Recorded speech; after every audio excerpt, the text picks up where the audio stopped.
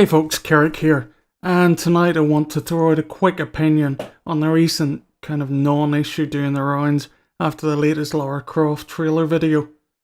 I'm going to make some comments about the situation in particular and move on to a wider sense because I think there's a couple of things that need to be said about it. I've included a link to the sources and reference of the video below, so please feel free to pause and go look at them if you want to get the full background information.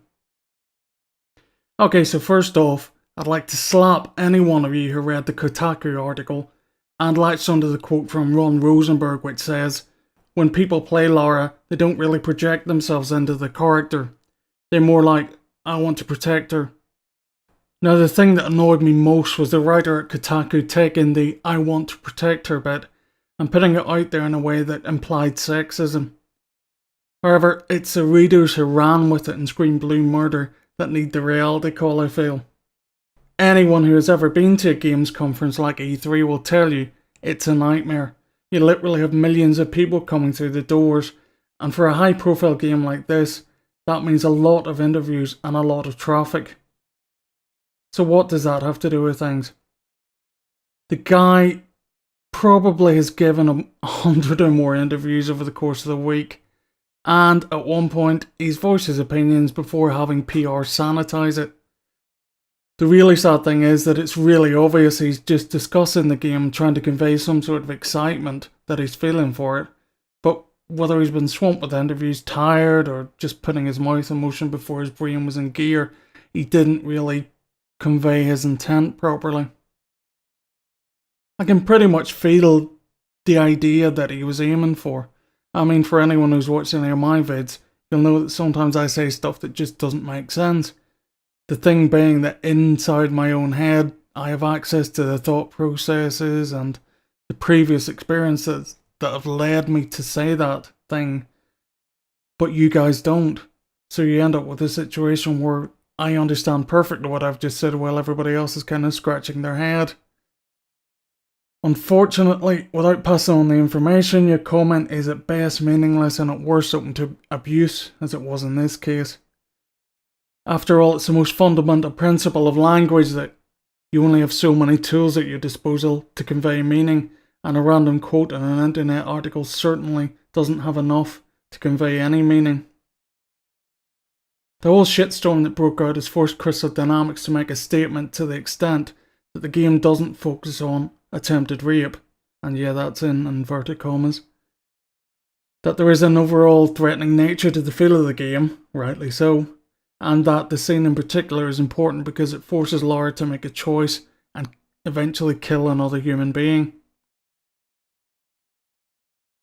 I have to admit, I feel a little bit saddened about the way things have gone for this game. The trailer was really engrossing, and for the first minute or so, I thought it was actually a new survival horror game.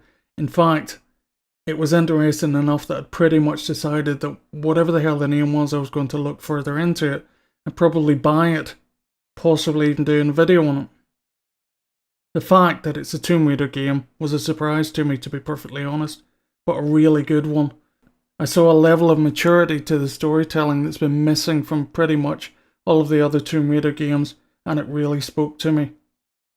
In light of the recent Deus Ex remake, done by the same company pretty much, Square. I know Crystal Dynamics are covering this one, but Square is the parent company pretty much. In view of the recent work that they did on Deus Ex, which was a fantastic game.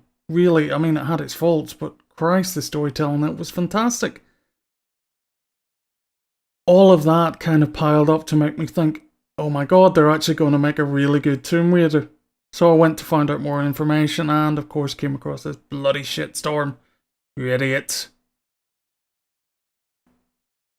Simple truth of the matter is that gaming is as much a form of storytelling as books and movies are. In fact, because of where technology is at the minute, there's more cause than ever for gaming companies to be doing full-on storylines instead of just kind of patching things up. Gaming as a whole has severely lacked storylines and great writing for far too long. If you take the quality of some of the best movies out there, some of the best TV shows, and compare it with even some of the best games out there, they don't compare.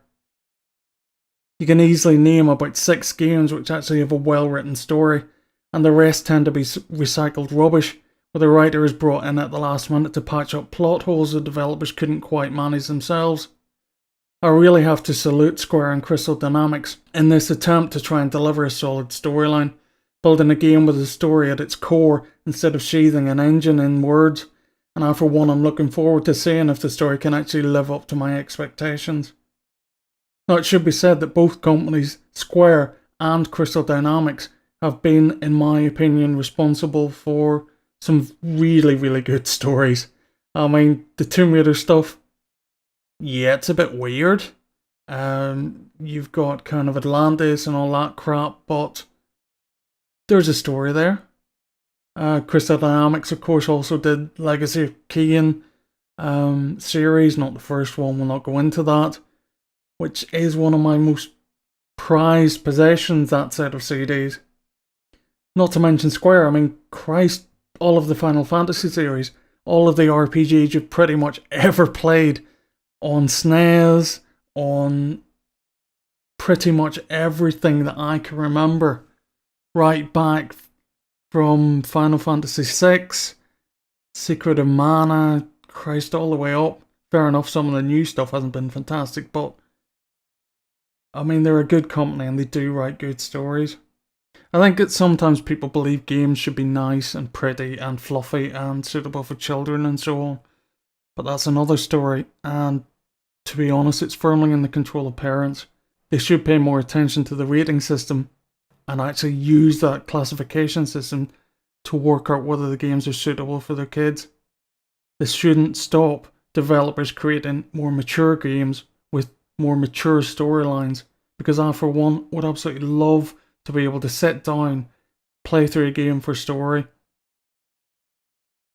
As an adult, I have one rule for stories which dip into subjects I find upsetting.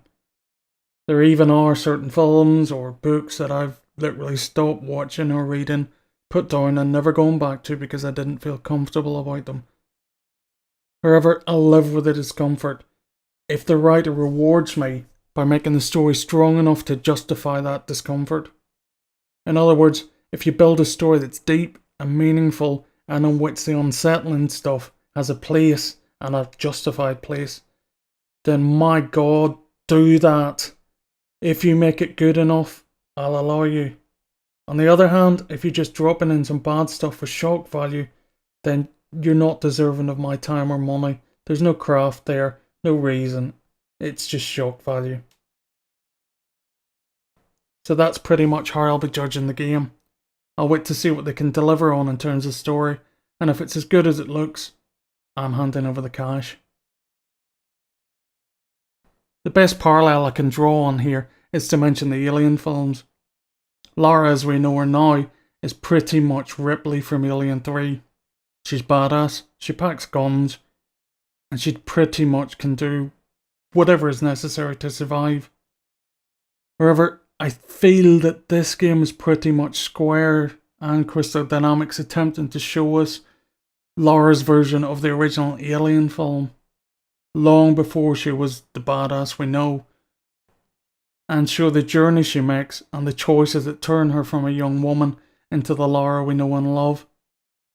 I didn't feel at any point in any of the films that Ripley needed or required my pity, or that in any way she was less of a woman or in need of male help. In fact, plenty of times during those films I felt that the males should have stuck around her and listened a bit more, because she certainly knew a hell of a lot more about what was going on than him. And I kind of feel the same way about Lara in this trailer. I don't see someone who's weak or who's feeble or who's being put upon. I see a young woman that's going through some bad stuff, kind of burning in the furnace, I suppose. But at the end of that, she'll forge herself into the Lara Croft that we know. The thing is, we already know where Lara ends up in terms of personality. And I, for one, am kind of looking forward to there being a meaningful journey of discovery and finding out how she got there. I really hope people can put this rubbish behind themselves and just let the story speak for itself. At the end of the day, if the story's good enough, we've got absolutely nothing to complain about. Okay, that's me done for now. I've been Keric the Pally. You have a good evening.